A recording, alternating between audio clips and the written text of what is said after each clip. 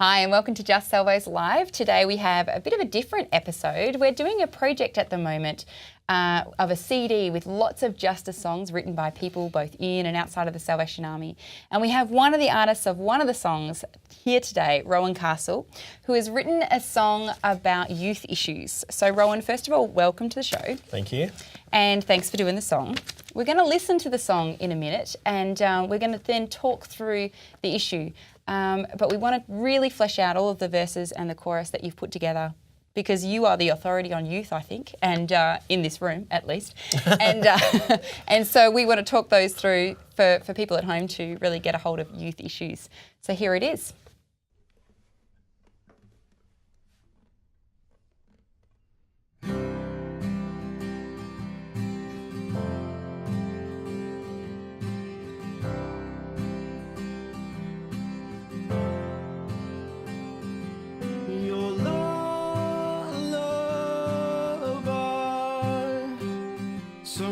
TVs and billboards, a brand name, your reward, sold alive,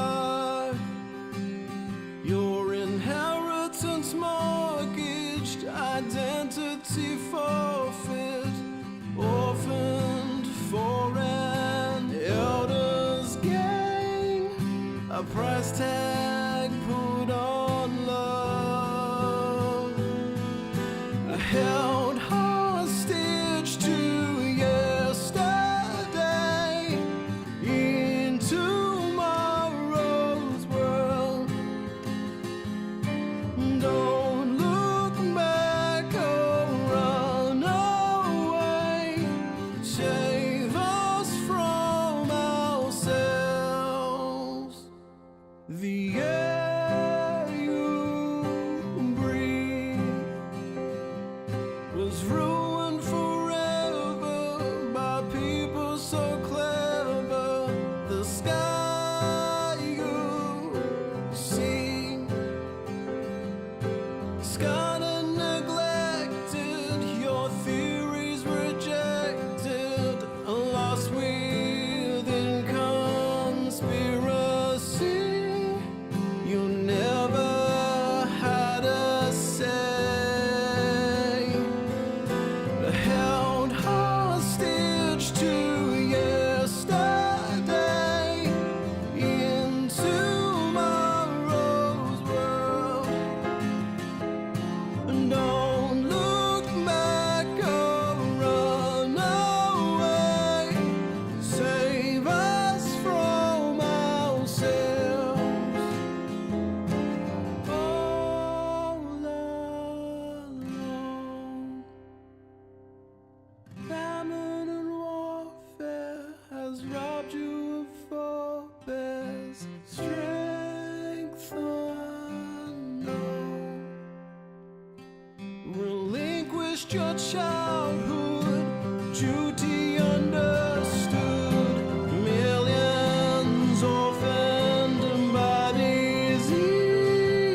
Will you lead the way?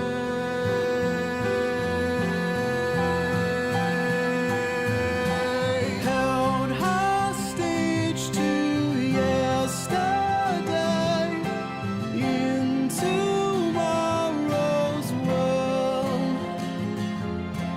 Don't look back or run away. Save us from ourselves. Held hostage to yesterday in tomorrow's world. Don't look back or run away. Save us from ourselves.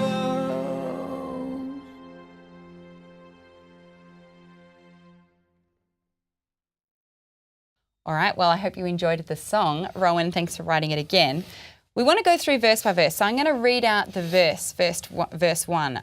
Your lullaby, sung by TVs and billboards, a brand name, your reward, sold a lie, inheritance mortgaged, identity forfeit, orphaned for an elder's gain, a price tag put on love. First question, why is marketing harmful to our young people? Actually, that verse was totally inspired by a line that I read in Maggie Hamilton's book, What is Happening to Our Boys, which was really talking about the fact that we become susceptible to marketing at the age of 16 weeks. So brand loyalty is something that is becoming a major issue for babies. So before we're able to make decisions for ourselves, make decisions regarding loyalty, before parents are able to influence young people in a particular direction, babies are being influenced towards consumer decisions. So we are living in a day and age where before we are aware of a whole lot of things within our world, we're aware that we're being sold the benefits of something. And the benefits of that are not just the product; it's the brand that we become loyal to. So for me, there's this real recognition that if we have a certain capacity for love and loyalty, then if a portion of that's given up to a brand name, that's a portion of our capacity for love and loyalty that's directed away, namely from parents, but then also other things, that these brands take up an almost idolatrous place in our lives where we have love and loyalty towards those things. And that's happening as young as 16 weeks is a little disturbing. So how do we see that playing out in an adolescent's life, say? Well, a lot has been said regarding Gen Y being a generation of consumers, and maybe some of that's overstated and some of it's understated. But the reality is, we really have taken society and made it a place where people are growing up consumers.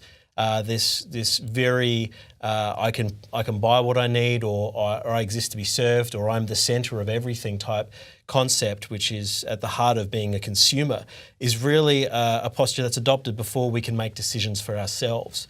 So really, I think that these external pressures of marketing are really pushing us into a particular shape of consumerism and materialism, where it's all about quick fixes and no delayed gratification and buying the things that you need, buying the security, and even being able to solve every need and every want and every problem should be able to be solved with a product, rather than learning to live without something, or self-discipline, or the effort that's sometimes required to earn something. So it really is, I think, these marketing forces are putting us in particular shape. And when we talk about Gen Y, we're talking about the first generation that was really marketed to from the cradle.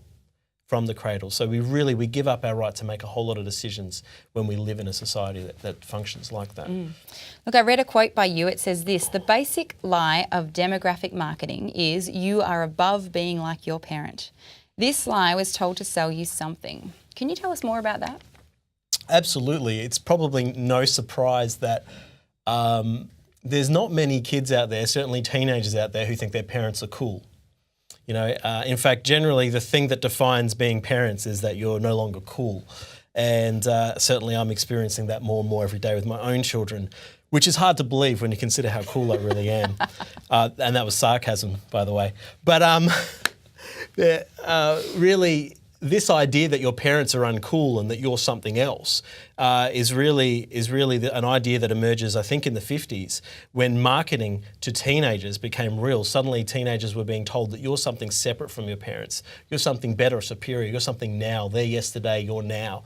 And certainly this was reflected in movies of the time and the music of the time. And really, there's this growing adolescent market that appears. Suddenly, young people aren't just people who are young. Young people are a whole different tribe, a whole different group of people who have been told to disconnect themselves from their heritage and their identity, which can be found in their lineage and their parents and family, so that they can be sold something. And that what we have now is these generational disconnects that exist between parents and children when it comes to identity and just the flowing on of family and all of the beautiful heritage that should support our understanding of ourselves and our self-esteem is now being taken away, so we can buy stuff. And certainly you'd be aware that you hear more and more talk about young adults, that there's this incredible demographic that exists between finishing high school and having kids, this 12 to 14 year average this group of people, young adults. But really, again, we've created another demographic so we can sell more stuff. So the more we divide up people's understanding of themselves into different demographics, the more stuff we can sell them. But the less identity we have, the less understanding of who we are, where we came from and where we'll go in all of this we have. So the expense of that is, I think, terrifying. Yeah. Absolutely. Look, we want to move on to the chorus. Held hostage to yesterday in tomorrow's world. Don't look back or run away. Save us from ourselves. And Save Us From Ourselves is actually the title of the song. I want you to talk to us about, this concept of elders. And in some of the song, it comes through that perhaps elders don't really have our best interest at heart, or have young people. I won't put myself in the bracket of young people, but that perhaps elders don't have their best interest at heart. Is that true? Is that what you're trying to communicate? Not at all. I'm not having a go at people who are older, and again, increasingly find myself considered to be older. But really, we're living in an extraordinary time where the level of change that is occurring, certainly in terms of technology, is just unbelievable. It's the fastest it's ever been, and look, the statistic that just blows me away is that there is more information in today's copy of the New York Times than a person living in the 17th century encountered in their entire life. We are really living in an extraordinary time, and we're seeing some of the cracks in that. So much talk of stress and so many stress-related health problems and so many mental health issues related to the pace and pressure of the world we live in now. And I think really, I think I wrote this song as someone who ends up being a bridge builder between generations, between younger and older people, and really sort of realising that the world is changing at such an alarming rate, yet it's younger people who tend to understand where the world is at right now, where it's right now. And that actually this idea of I think I wrote this song speaking as an older person, inviting them into leadership, inviting them into actually a sense of, please, you need to help us. Because all too often older people are making decisions that seem like the right decisions, but misunderstand the nature of things. And certainly, whilst this isn't a song that's written about having a whinge about older people at all, it really is this recognition that so many of the youth issues we see are not actually youth perpetuated issues. These are issues that have been created by people who are older. These are the issues that have been imposed upon young people by their elders. So it's not having a go, but it really is this sense of save us from ourselves is, please come and help us with this. We need your involvement in all of this. We need you to trust us again, that you could help us lead the way. Right, well, moving on to verse 2, it says, the air you'll breathe was ruined forever by people so clever. The sky you'll see, scarred and neglected, your theories rejected, lost within conspiracy, you never had a say. Now, I think you might be picking up on some climate change stuff. Absolutely. Is climate change, in fact, a conspiracy? And why would we term climate change a conspiracy? Well, I was going to write about debt as well, but climate change is so much more poetic when you can talk about the sky and the air rather than, the debt. It doesn't quite inspire poetically. But one of the things I was really aware of is the sense that we make decisions now, certainly in politics. Decisions are being made now that the people who make those decisions will never face the consequences. That really we are making decisions about things like climate and things like debt. The nature, the direction of our country is being formed by people who will not have to deal with the consequences of that. And to say that they act without consequences, not without that in mind, is not what I'm saying. But what I am really, really aware of is that we have this, certainly for me, and I know younger people on the whole generally agree that we have real concerns about our climate. We have real concerns about our environment. And there is this real sense that all of those theories continue to be fobbed off as if there's some conspiracy. Yet they're fobbed off by people who benefit from them being fobbed off. And I think there is a sense of frustration as I talk to younger people that something needs to be done regarding climate change. Yet there are these climate change skeptics who just seem, just reduce it to some kind of humorous conspiracy, and there is this default position of it's a conspiracy or left-wing conspiracy or it's a joke, and there really is the condescension is hard to take. And the more I think I've looked into it, the more I've discovered that the scientific majority points towards there being a concern regarding climate change. And I know there's people on both sides of that fence. But really, it was just this really written out of sense that actually I know that my children are going to have to deal with a climate that's being changed by what we're doing now, and I got to make decisions regarding the possibility, the risks involved in that. I know it's complicated. I know that it's closely tied in with the economic state of our country and all of that stuff. But really, when I set out to do this, this verse, I was really thinking about what are the things of consequences, and I focused on the climate because it's more poetic. But when it comes to how we manage the debt of our country, it's a youth issue. How is this going to affect our children? So, and I think it draws into the next verse, or at least the next section, really, which is talking about this idea of don't look back or run away. This idea, which is the chorus, but this idea that we actually maybe young people aren't prepared to participate. So perhaps we are being told that yes, it's a conspiracy and so on, but actually that whole process of, well, I looked into it and I found the facts and I am now demanding that something be done. Same with the debt, that actually what I'm finding more and more, and please stop me if I'm wrong, is that actually young people are so bought into this market, so sold into this marketing concept that actually they don't really want to change too much of the way their life is, or the way even their parents' life is, in terms of stability and satisfaction. And so really in terms of dramatically changing and getting involved and participating and changing our world, maybe young people aren't up for that. Are they up for that? Well, I think the thing we need to continue to remember, and I hope that the hopefulness in this song is evident, but we continue to be surprised by younger generations. We continue to be surprised, like we think we've got them all figured out, and like one of the things that just really has been of interest to us is that in this electronic age where information can be communicated so quickly and everything's downloadable and you can get your everything from TV to movies, music and magazines all on your electronic devices. Younger generations have totally turned around and bought into print media like in a way they haven't in a long time. So they're full of surprises, and again, we see we talk about these generations. Well, we don't really understand a generation until they enter the workforce. So Gen Z's just on its way into the workforce now. So this sort of understanding of who they are and what drives them is yet to be seen. But so I think for me there is that sense of when I say don't look back or don't run away, is really this desire of, well, maybe you've not been included, or maybe you'd just rather forget about it. But we ask that maybe this isn't always sexy or entertaining, and maybe you haven't been included in the past, and put down the cynicism and please help us with all of the stuff. Get involved, and also I think a lot has maybe. I think it's just time to wait and see what happens, and really hope is a large part of what drove this song. So, all right, then verse 3 takes quite a bit of a turn, moves perhaps location from perhaps a Western world context to a developing context, and it says, "All alone, famine and warfare has robbed you of forebears, strength unknown relinquished your childhood, your duty understood, millions orphaned by disease, will you lead the way?" I mean, it's quite a different issue. Same age, same demographic of people that we're talking about. It makes me ask the question, is pain relative? I mean, can we even compare young people in Australia to young people and the suffering that young people feel in the developing context?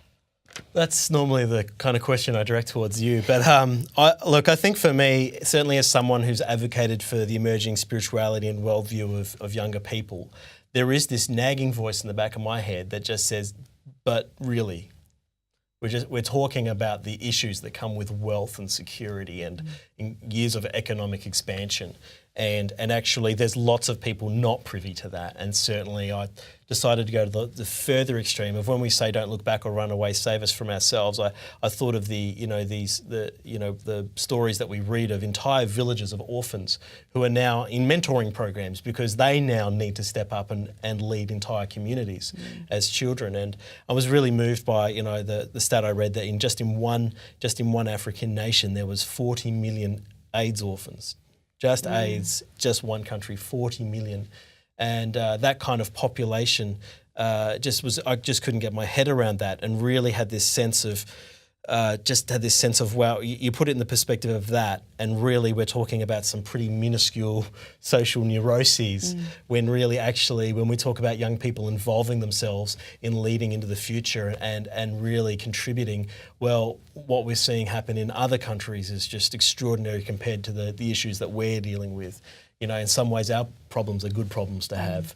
that these are real down to earth basic emergencies, I think. So really was really moved by that and moved to the other end of the spectrum and really, is paying, comparative. I think so. I don't know if that's true or not, but I really think it is. And I think that, in amongst the exploration of what's going on in this emerging spirituality and worldview of young people, just wanted to slip in there, but let's not fool ourselves. There are far more basic issues to be dealt with. All right, we're gonna wrap up. I really want to ask you one more question, and it is purely this: what do you hope to get out of this song? What do you want people to take away with them and go, yep, I can move forward with this piece of knowledge or with this action or this advocacy idea from this song? I think primarily I just hope people don't hate it or laugh at my singing. That's really all I care about. Well, as I've already said, I think for me there was just a needing to balance out these two ideas of, maybe we have let young people down, yet this hopefulness that we could invite them and trust them and let them be involved, and that they would maybe leave behind cynicism or the disinterest or boredom that surrounds that and re-enter this idea that actually this is a world that is changing way too fast for just one group of people to lead it and to influence it. It requires all generations. It requires the wisdom of those who are older as well as the savvy and connectivity of those who are younger.